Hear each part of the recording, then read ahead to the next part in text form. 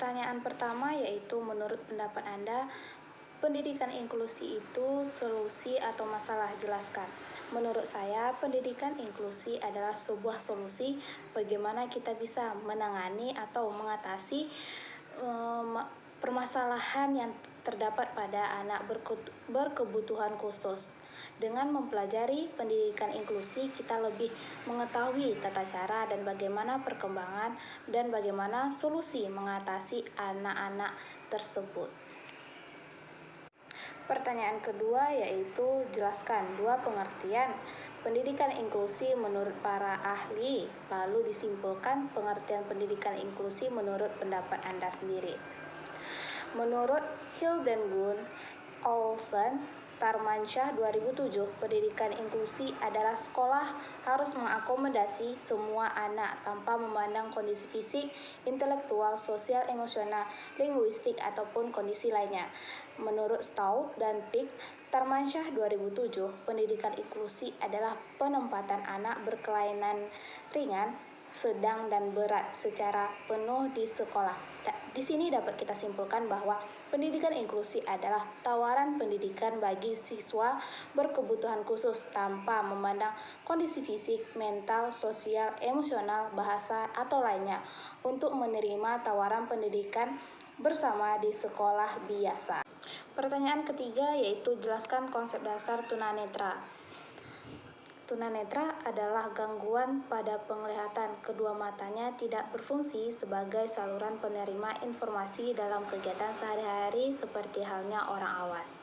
Anak-anak dengan gangguan penglihatan ini dapat diketahui dalam kondisi sebagai berikut.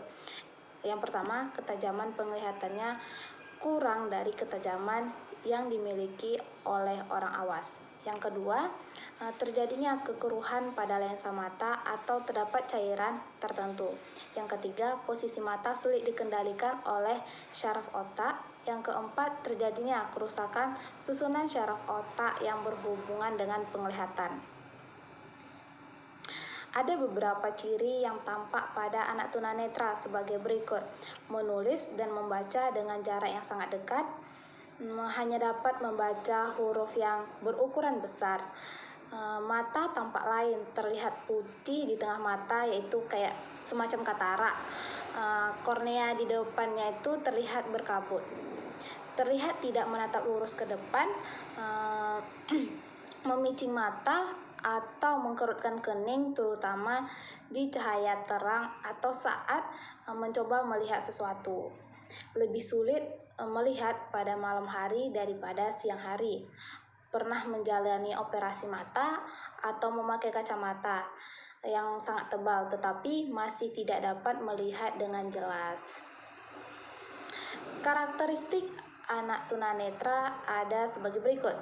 Yang pertama, curiga pada orang lain, mudah tersinggung, ketergantungan pada orang lain, keseimbangan di bawah normal, memiliki kelebihan berat badan, kurang percaya diri, kurang inisiatif mengikuti aktivitas gerak otot besar, perkembangan sosialisasinya cenderung melambat, takut bergerak, bergantung kepada orang lain, sangat verbal. Faktor-faktor penyebab anak tunanetra ada dua, yaitu faktor internal dan eksternal. Faktor internal yaitu terjadi karena keturunan. Kemungkinan besar terjadi pada perkawinan antar keluarga tunanetra dengan tunanetra. Yang kedua yaitu faktor eksternal, yaitu karena penyakit, penyakit rubella, glaukoma, diabetik retinopati, katarak, kekurangan vitamin A, terkena zat kimia. Zat kimia juga termasuk merusak apabila penggunaannya tidak berhati-hati. Dan terakhir yaitu kecelakaan. Benturan keras mengenai syaraf mata atau tekanan yang keras terhadap bola mata dapat menyebabkan gangguan penglihatan bahkan ketunanetraan. Pertanyaan 4 yaitu apa perbedaan antara tuli dan tunarungu? Jika dilihat dari definisi, tuli itu adalah kondisi medis yang ditandai dengan berkurangnya atau kehilangannya kemampuan mendengar suara. Derajat gangguan pendengaran ini bervariasi dari ringan hingga berat. Kondisi tuli dapat disebabkan oleh berbagai hal. Sementara tunarungu adalah seseorang yang memiliki hambatan dalam fungsi pendengarannya.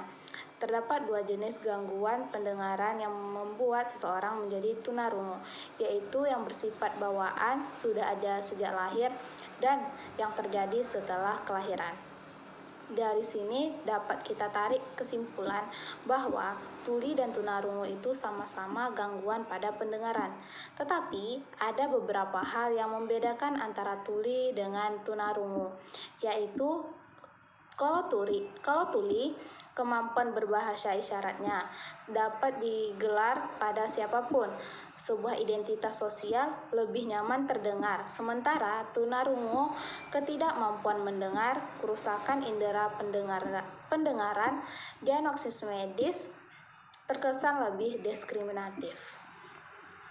Pertanyaan 5 yaitu, bagaimana cara Anda sebagai calon pendidik dalam membantu anak tunagrahita yang belajar di sekolah inklusi?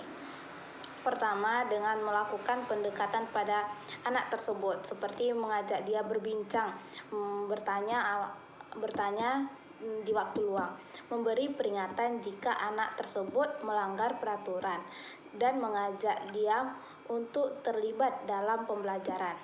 Selanjutnya, memberi motivasi, perhatian, dan bimbingan, serta mengeksplorasi keterampilan yang anak miliki, memahami karakter anak, dan merencanakan pembelajaran yang tertuang di RPP.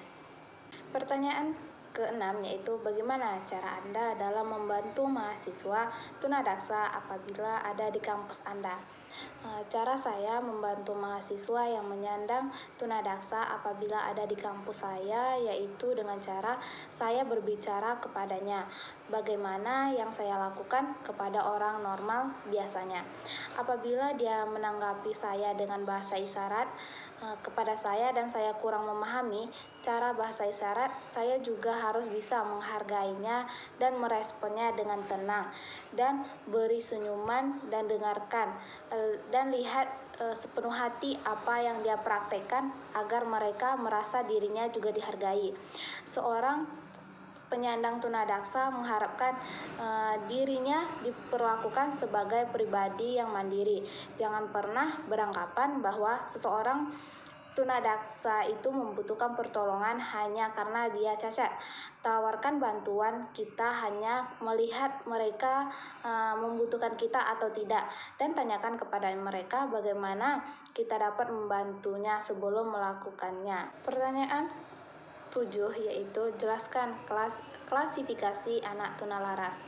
Menurut Telford dan Soure, klasifikasi yang mereka kemukakan ini anak tunalaras menjadi 3 kelompok berdasarkan bentuk perilakunya, yaitu yang pertama, anak yang mengalami kecemasan. Anak yang mengalami kecemasan ini dikelompokkan kembali menjadi 3 kelompok berdasarkan berat ringannya kecemasan tersebut. Yang pertama, kecemasan kronis. Gejalanya seperti mudah marah, merasa ketakutan yang tidak jelas penyebabnya apa, gangguan tidur dan selera makannya itu terganggu, sering menangis tanpa sebab, dan merasa lesu serta tidak bergairah. Yang kedua, rasa takut kronis, di mana perasaan takut tersebut tidak diketahui yang menjadi faktor penyebabnya, atau rasa takut irasional, misalnya fobia sekolah, fobia kematian, dan sebagainya. Yang ketiga yaitu obsesi dan kompulsi yang sering stereotip atau tidak dapat dikontrol. Kompulsi merupakan pengulangan perilaku atas desakan yang timbul dengan berbagai cara, sementara obsesi adalah suatu keasikan dalam pemikiran atau ingatan terhadap satu objek yang sama. Kedua hal tersebut merupakan gejala meningkatkan kecemasan yang bersifat sementara, misalnya berperilaku yang dilakukan secara berulang-ulang. Yang kedua yaitu anak yang menutupi diri dari realitas. Berdasarkan bentuk gangguannya, penyimpangan perilaku ini terdiri dari beberapa hal. Yang pertama, skizofrenia. Tipe ini merupakan bentuk paling umum dari gangguan psikopis fungsional. Ciri-cirinya seperti disorganisasi, kurangnya perhatian, reaksi emosional, sering mengalami halusinasi dan ilusi. Yang kedua yaitu autisme, yaitu anak yang menutupi diri dengan tingkat berat sehingga mengalami kegagalan dalam melakukan hubungan emosional dan sosialnya. Gejala berupa pengulangan kata-kata atau ekolalia, kekuatan dalam mempertahankan suatu objek, pergantian perilaku secara rutin atau monoton dalam ungkapan tertentu. Yang ketiga yaitu regresi, yaitu perilaku kembali pada perilaku fase yang lebih rendah dari usianya atau perilaku kekanak-kanakan.